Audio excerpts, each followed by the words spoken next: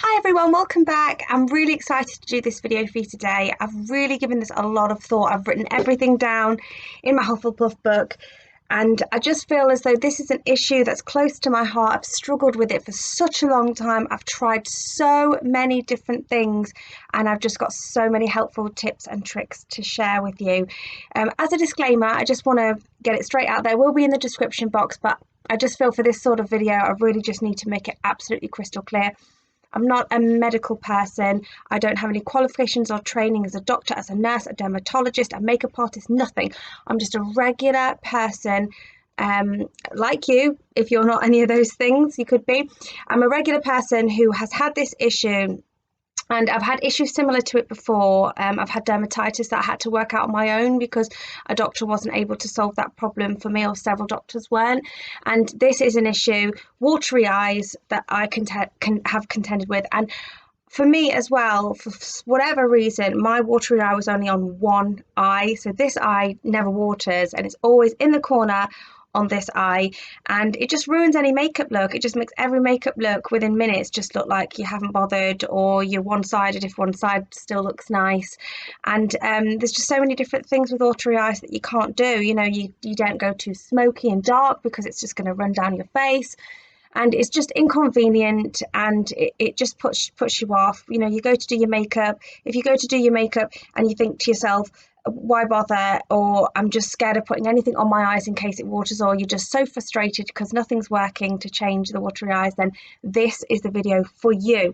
So if you'd like to know how to eliminate, stop, combat, fight watery eyes, just keep watching.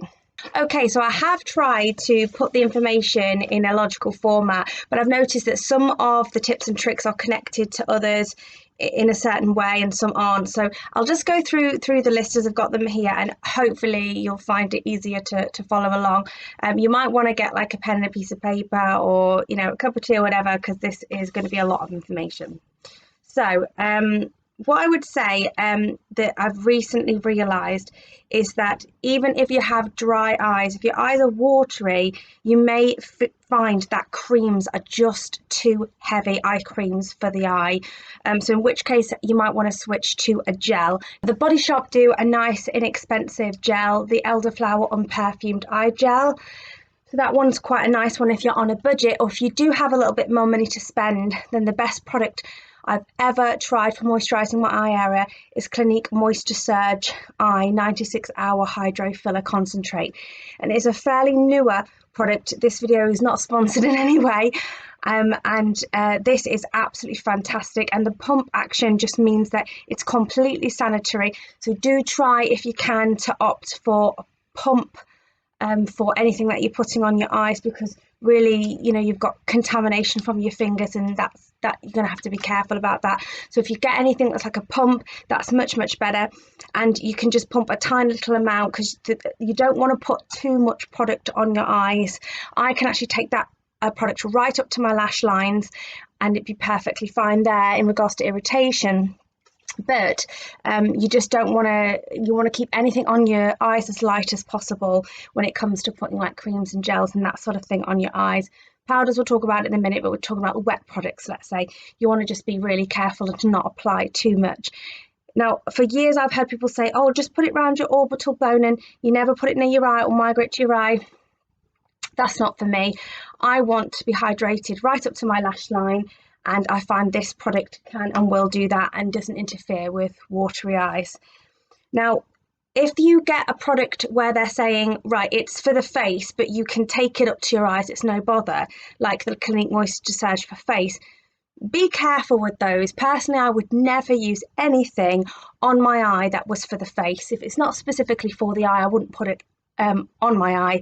And so I have tried to use something like this up under my eye, and it still makes my eyes water. And the irritation that you're going to feel won't necessarily be immediate. So if you put something on your eye and you think, well, that's not irritating my eye, then just bear in mind that you could find that using it for a couple of days, your eyes then start to water. So it's not always a good test to put it straight on and see if it irritates the eye or not like that. The other thing I would say about moisturising your eye is to try, if you can, just to do it at night. That's why this product is such a recommendation from me, with it being 96 hour, because the fact you don't have to reapply it in the morning. Because for me, I find that if I have layers and layers and layers under my makeup, that could irritate, react with the makeup, and make my eyes water. So that's what I'll be saying on that subject. Also, avoid perfumed eyeshadow and cream shadow. So if anything, smell your makeup. I mean, I have the Too Faced gingerbread palette, I had the Too Faced chocolate bar palette, I've got the Too Faced peachy matte palette. I can handle them, but I feel like if I hadn't solved my eye watering problem in other ways, I would have stopped using those altogether. And I find that those, especially those types of scented products, I can be okay with them for the first 12 to 24 months, and then I can no longer use that palette. So just bear that in mind. I mean, it's possible that I wouldn't have been able to use them anyway, just with natural degradation, regardless of the perfume added.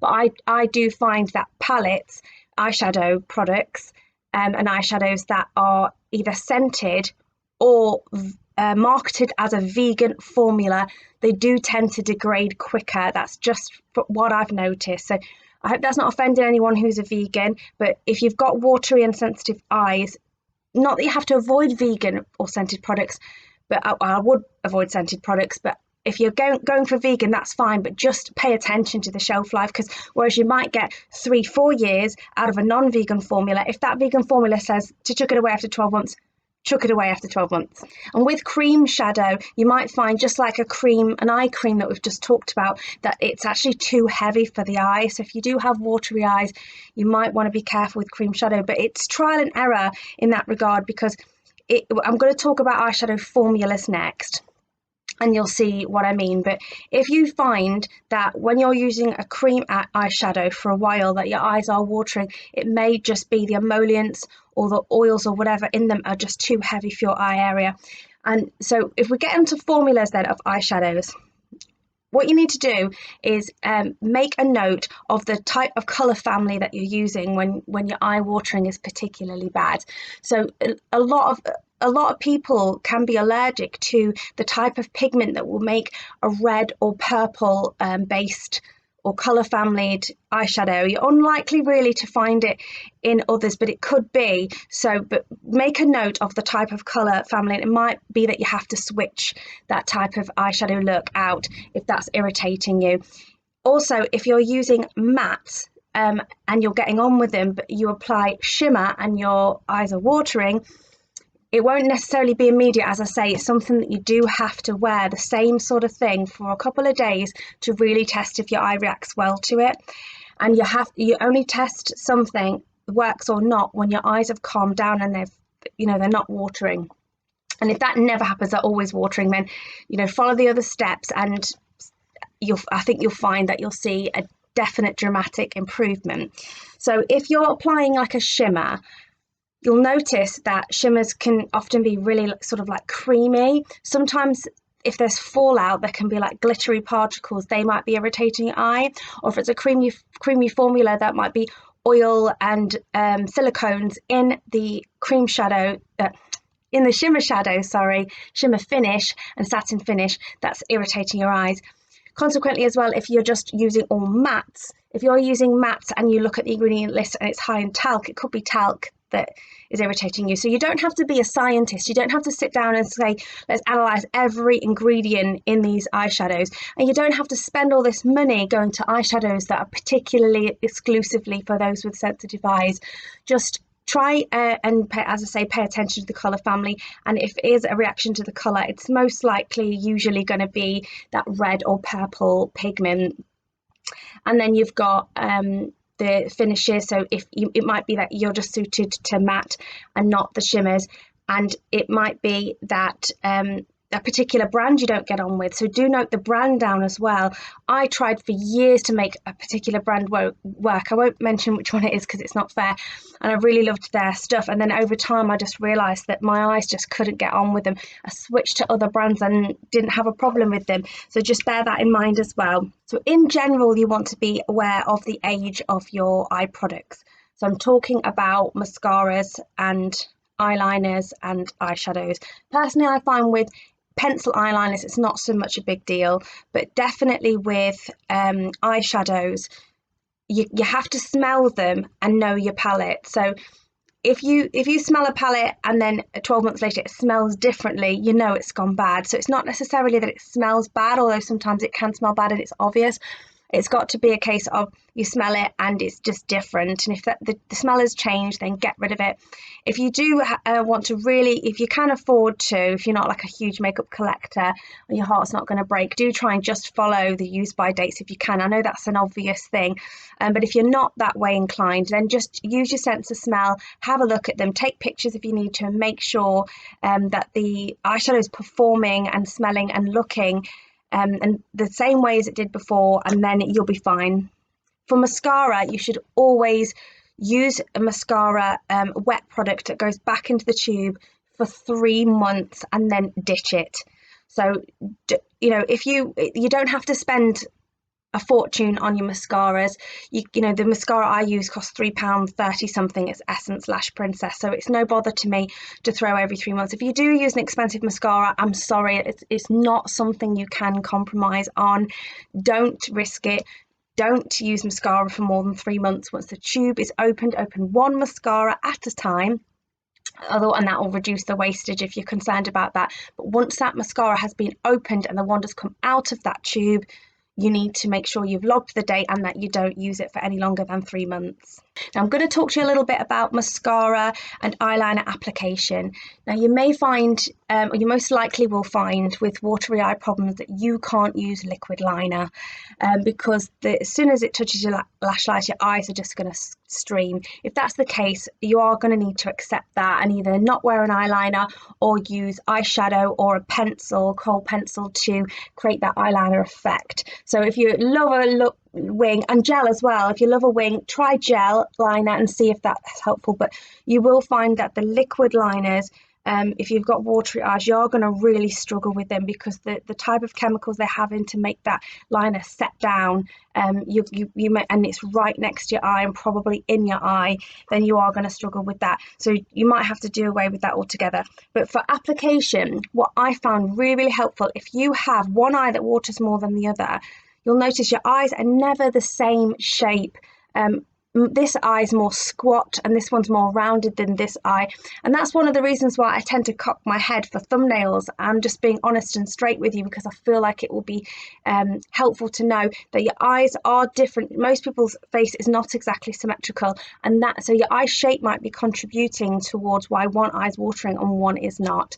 But regardless of whether one eye is or both eyes is, have a think about the way you apply your mascara. Now, I always try to go for maximum length, maximum volume. I think most people do, but what I found worked really well, I had a method I used all in my teens and early 20s, and the method was foolproof to me. I would get my mascara wand and I would roll my mascara right up into the base of my lashes. So I was practically getting mascara, you know, almost putting the mascara right on, you know, the skin there and rolling it up, if that makes sense, and then doing the tips. It gives you a really full and long lash look, but your eyes might not water if you don't go that far. Basically, there's no other way to describe it. So on this eye I can use the method, on this eye I use the method here, and then when it gets to the outer corner here, instead of rolling the wand to get the base of the lashes, I just go with halfway of my lashes and out. And the same for the bottom here, because that's where it waters.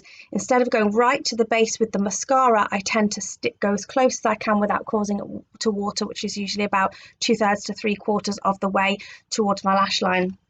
So do try that, change your application method of mascara. And we've talked about scents in eyeshadows. The same goes for mascara. They're not all made the same. So mascaras are going to smell. I've never smelled a mascara that doesn't smell, and I don't have a particularly strong sense of smell. But I have noticed that a lot of mascaras smell much stronger than others. You can pull the wand out and immediately it's like paint stripper or hairspray, and you can smell that really strong scent. So if you find that certain mascara is irritating your eye, just try and find a different mascara that isn't as strongly scented. Next, I'm going to talk about SPF. Now, SPF is obviously very important. But if you're anything like me, then your eyes could possibly be sensitive to SPF. Now that I'm not sensitive anywhere else on my body to SPF other than my eyes, so I've tried so many different foundations and face SPFs that I can take right up to here and it doesn't irritate my face. So here's me thinking that I'm absolutely fine with it. A perfect example of that is this It Cosmetics CC cream with SPF 50. I love the finish of this foundation. I love, well, I'm not going to sit here and list. I love everything about it except for the fact that my eyes won't tolerate it.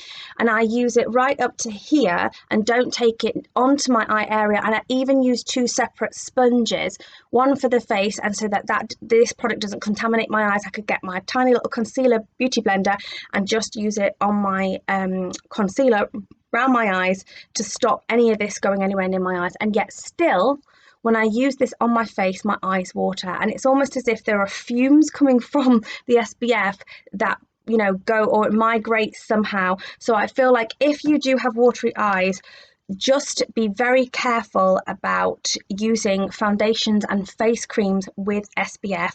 Now, I have got an SPF that I've found that is so gentle that I can actually take it and rub my eyes like this and put it all over the place, and it still doesn't irritate my eyes. That's this product here, Avene SPF 50. And this is the Dry Touch Fluid. I don't have oily skin, but I just find that this is fantastic for around the eye area. Now, not necessarily this product, although honestly, I would recommend this, not sponsored. But I do believe that this product is a physical sunscreen. So do have a look if it's a physical or chemical sunscreen, because for me, my eyes just don't react well to chemical sunscreen, and you might find that you've got an adverse reaction to one or the other. And on the subject of SPF, I will also just move on to hand cream. So you must be careful if you have a hand cream with SPF in it. I've got an example of a product here. It's Champagne's Health Spa Good as New Harmonious Hands Restoring Hand Cream with SPF 15. Now, with your SPF that you put on your body, or your body cream even, not just SPF but body moisturizer or hand lotion, you wouldn't take that lotion and rub it on your eye. You wouldn't do that even if you didn't have sensitive eyes. You wouldn't do that because you know that your eye is going to be irritated. Just bear that in mind with whatever you're putting on your hands, because when you've got watery eyes, you are bound to get a tissue or your finger and just dab, dab, dab wherever it's watering. You're bound to, even if you're doing it unconsciously, you will be doing it. And every time you do that, you're taking whatever chemical or creams that you have on your hands and you're transferring that to your eye. And that's really bad for your eye. So if you can do, just try to avoid SPF in hand cream. If you find that your eyes are sensitive to that, which they most likely will be if you've got watery eyes, and just go with something like E45 or aqueous cream, or something that's completely bland and scentless and sensitive for your hands. Now, I do that anyway because I have sensitive skin on my hands. It's funny, I have sensitive skin on my hands and sensitive eyes, but no other sensitivity. But if you don't have sensitive hands and you're using strongly scented or high SPF hand creams or body creams, just be very, very mindful of that, because they will find a way to get to your eyes. Wash your hands when you've applied them and then apply a really plain unscented hand cream if you can. On the subject of setting sprays or facial sprays in general, I'm going to explain a technique that I use. So I know a lot of people like all-nighter, all-nighter if they're oily. I personally don't use that, but I do love MAC Fix Plus. I like Clinique Moisture Surge. I like the Pixie, facial mists. They're all lovely. But I find that no matter how careful I am otherwise, if I go and spray a spray on my face, my eyes are going to water. It's just a fact, and there's no way of getting around that if you've got watery eyes. So this is the technique I would use. These are two Real Technique sponges, whatever sponges, it doesn't matter. This one is one that's been dampened. As you can see, it's a lot bigger. So this is the one I've wet under the tap and I've used to apply my makeup. Then I've got a dry, completely clean one. And what I do is I spray, I make sure my hands are completely clean, and I spray 1 or 2 sprays into the pool of your palm there. And then I take the dry and clean sponge, dab it on there, and then I press it on my face where I want the spray to go, avoiding my eye area altogether. And this is really fantastic as a method, because not only are you not spraying that face product onto your eyes, because you can't put things on your eyes that are meant for the face, as we've previously discussed and established, but you're also able to put it exactly where you want it. So if you're just oily in the T-zone, you can put your all-nighter there. If you're just dry around your cheeks and your forehead, but you're just normal in the middle, you can put your MAC Fix Plus there or whatever. So it's really, really good for that as well. But as as a side note, and the main thing is that you're not spraying that spray directly onto your eye area. Similarly, if you like to wet your shimmer eyeshadows and apply them to make them more vibrant being wet, do be very mindful of what you're wetting them with. If you're wetting them with a facial setting spray, which I know most of us do, then you're going to just have defeated the whole purpose of following that sponge method, because you're going to put that directly onto your eyelid. So what I would say is, if you have watery eyes like me, you're best off getting a bottle of eye drops, and you can actually get eye drops from your local supermarket or whatever that are specifically for like anti-allergy eye drops, which are basically going to contain, I don't know if it's an antihistamine or whatever. It's like I say, not a doctor, but it's something that's going to stop your eye reacting. That's the whole point of it being, anti-allergy. So those are a really good option. I think you're only supposed to keep them for 30 days, but they are fairly cheap. And or you can just use regular water, but don't use a facial setting spray to wet your eyeshadow brush and put that onto your eyes if you have watery eyes, because you're just going to make the problem worse. When you have watery eyes, you really do need to be careful about spraying perfume. So there have been times I've done everything right facially, I've gone to spray my perfume, the perfume is then airborne and it's gone into my eye. So make sure when you've got watery eyes that you're spraying scents directly away from you, facing away from it. You're spraying it nowhere near your face. You're not walking into the area you've sprayed. When it's airborne, you need to be aware that the perfume is going to be in the air. So just spray it and then try and walk away in the opposite direction if you can from the area, and just until the perfume has settled, because if any of that perfume, even the tiniest speck, gets in your eye, it's going to cause you a bother. So it may sound really, really obvious, but perfume is not the only thing that can be airborne. Dust could be your problem. And so do excuse me if this sounds so silly to you, but I didn't always know this, and by the time I worked it out, I had a real situation to sort out. But you need to pull your furniture out in your house and hoover behind it and vacuum and get behind it. So the dust is going to be settled on the skirting boards, it's going to be settled in between, like here, it's going to be in between my dresser and my dressing table, so under your bed. So you need to really try and get as much dust up from your house as possible, and you might find that really improves on your watering eyes. And also another tip, obviously this video is entirely of tips for watery eye, but if you find that you lie on one side of your pillow more than the other, and that's the eye that waters, it could very well be your laundry detergent or fabric softener that's causing your eye to water and nothing else to be affected. So there are baby unscented, fragrance-free baby detergents, like for example in the UK it's called Fairy we use, and then you just get a white fabric softener that's unscented. So the type that you would use to wash the clothes of newborn babies, you may find that those are better suited when washing your pillowcases. One thing I had to learn the hard way is I love a bath. I love a bubble bath. I love Lush products, but I didn't really realise that washing your face in the bath water would affect your eyes. So never, ever, ever wash your face in the bath. Wash it in the shower, wash it in running water. In fact, I would recommend running water over filling the sink or anything when you're washing your face. But don't let your bath water touch your eyes, because even if you've not put bubble bath or anything in there, you'll have washed your body, anything that was already on your skin is going to be in the water, and that's going to go into your eyes. So it might seem obvious, most of these might seem obvious, but just in case you hadn't thought of it, I really want to make this video as helpful as possible. I didn't realise I was putting essential oils in my bath, washing my face, and I couldn't work out why my eyes were watering for 2 days and nothing else was bothered. So yeah, just avoid letting your bath water touch your face. Now, if you see a makeup remover that says it's specifically for sensitive eyes, don't believe it. There is no makeup remover that I have ever tried that is not going to irritate my eyes. The best thing you can do for taking off your makeup is using something that is literally edible. I highly recommend coconut oil. A tiny bit of coconut oil melts all your makeup off, and then you can either wipe that away with clean water, or personally I use water wipes because they are 99.9% water based.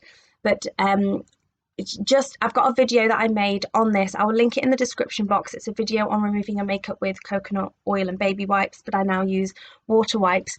But I would recommend switching to coconut oil from an eye makeup remover if you find that you do have watery eyes, because it could very well be your makeup remover that's causing it. Next, I'm going to talk about makeup brushes. So when you have watery eyes, you need to make sure that you're not letting any dust settle on your makeup brushes if they're exposed and out like I've got here. So you want to make sure that you're washing them really regularly in warm, soapy water. And you want to make sure that you're using the right makeup cleanser. Now, you might find that if all else fails, it's your makeup brush cleanser that has caused the residue left on your brushes that's causing your eye irritation. Personally, I use Imperial leather sensitive soap because it's very gentle. And the other thing that I do is I put aloe vera gel on my makeup brushes in order to condition the bristles and keep them in place when they're drying. It creates a cast which you can then break off by gently swirling the brush on a towel when it's completely dry, and it means that the makeup brushes always keep their shape and the bristles are nice and soft and conditioned, but also that's not something that's going to irritate your eye. So I do need to make a video on that, and I will soon, but there's not much more to it than that. In a nutshell, use a really sensitive eye makeup brush cleanser. Make sure you rinse it off really well, make sure you condition your bristles so they stay soft, and that you're using soft bristles on your eyes and clean makeup brushes. That will really help with watery eyes. You need to make sure that whatever facial wash you're using is suitable for sensitive skin, because if you're like me and your face is not sensitive in any way and it's just your eyes, you still need to be aware that that facial product is going to touch your eye or find its way into your eye. So I use Simple Kind Skin moisturising facial wash, but whatever wash that you're using to cleanse your face, I would just be very, very mindful that it could be that's causing your eyes to water. If your face can tolerate it, doesn't mean your eyes can. And the two of them are so close together, it's really unavoidable. We've talked about dusting, but we haven't talked about ventilation. So if your eyes are watering because you have an allergic to something that's coming from the outside of your house, and just be very mindful of having all your windows and doors open and ventilating your house. It may not be doing your eyes any good. At the same token, in the UK, it's not common to have air conditioning in houses, but if you do have air conditioning, you need to make sure that that's serviced and cleaned, regulated, so it's dust free, and then it's not that's causing irritation to your eye. Now, one thing that I have found out that I can't believe it took me this long to work out is I can never understand why I did my makeup and it all looked perfect, and I walked outside and my eye started streaming, or I got into my car and my eye started streaming.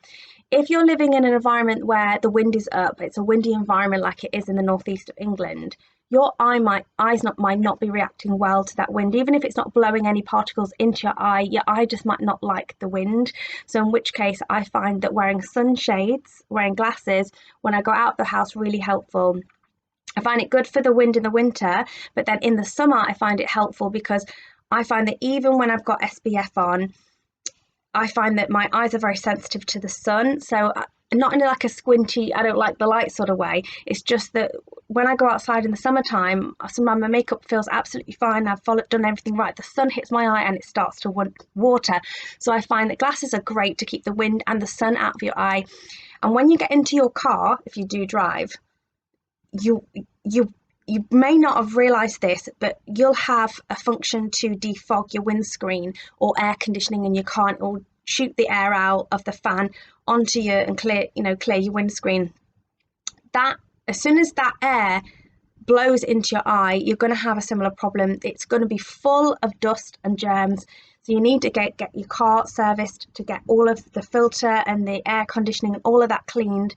And just try and have that on as minimal as possible. I mean, I get mine serviced, but still my eye waters if I have to defog my windscreen. So I do try and do that with me not sitting in the driver's seat and getting that all up in my face. So I think that's just about everything. Please give this video a thumbs up if you found it useful, and do let me know if you have any questions or comments, and I'll do my best to answer them. Pop them in the comments field. I know it's a lot to take in and it seems like it might need a lot of drastic action, but if you are a sufferer of watery eyes and also a makeup lover, then it's something I think you're probably prepared to do, because it's just a very, very irritating and debilitating situation to deal with. So I think I've mentioned everything and I'm gonna go. Take care, guys. Bye.